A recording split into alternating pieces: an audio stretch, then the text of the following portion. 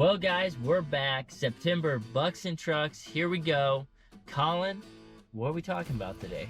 Well, today we're going to talk about one of the issues that parents run into when they're saving for their kids' college, and that's they have their 529 plans, and either kid didn't go to college or they had scholarships, so they have a overfunded 529 plan essentially.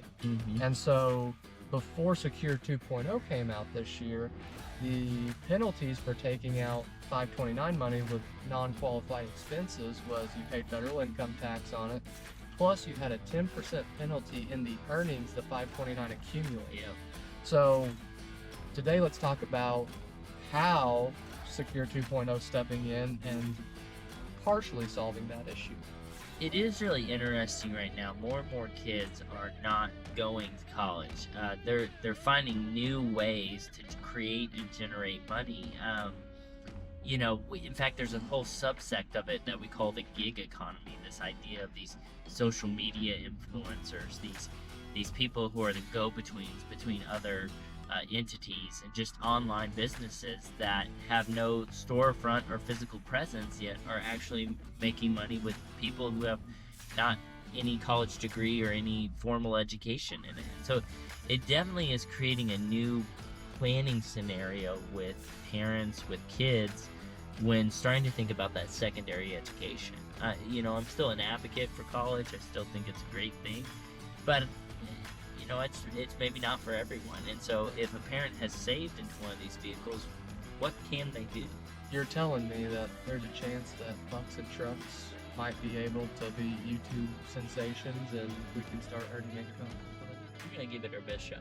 So if you're watching this and you're not subscribing or liking our videos, you're really hurting our dreams right here is what I'm saying. Yes, yeah. We want to do giveaways, right? So we got to start somewhere. All right, well, okay, so what's one of the main changes that happened in Secure 2.0? So like I said before, if you didn't take out for qualified expenses, there was penalties. So if you have money setting in a 529 plan and your kid's done going to college or didn't go to college, you can now open up a Roth IRA for that beneficiary, and you can roll over money from that 529 plan into that Roth IRA. And so it's exactly like rolling over a 401k into an IRA. There's no tax consequences for those rollovers. Which is huge. Or you can roll it back into your own Roth IRA.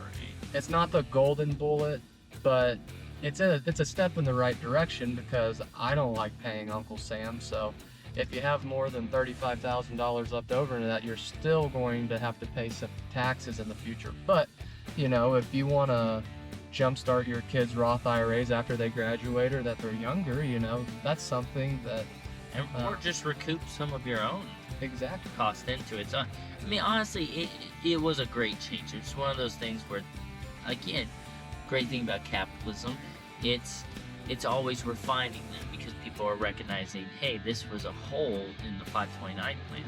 Exactly. But I do think it prompts some questions for people who are beginning to think about college savings or in the middle of their college savings for their kids. Like, is a 529 the most efficient vehicle for us? So as advisors, we ask parents who are planning for college education simple questions like, do you anticipate your kid going to college?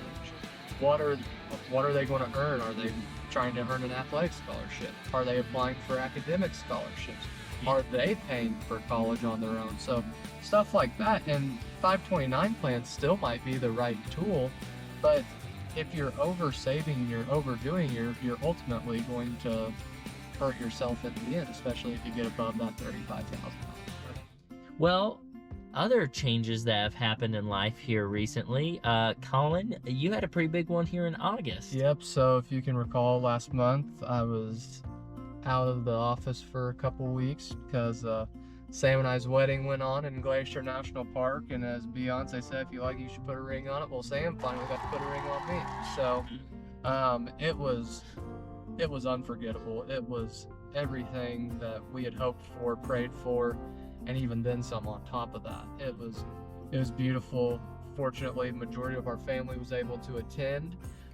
So we had a mega family vacation, and the grandparents, my sister who's about to have a baby this month, is They were all troopers. They all did great.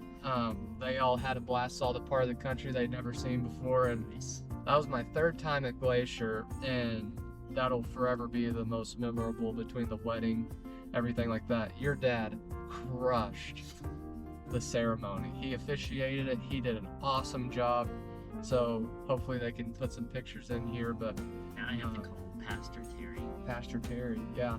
Well, and Dad, from his story on it, was a little worried that maybe a runaway bride moment happened. Oh yeah, Sam was 35 minutes late to our ceremony. And it wasn't I was worried that she was the runaway bride.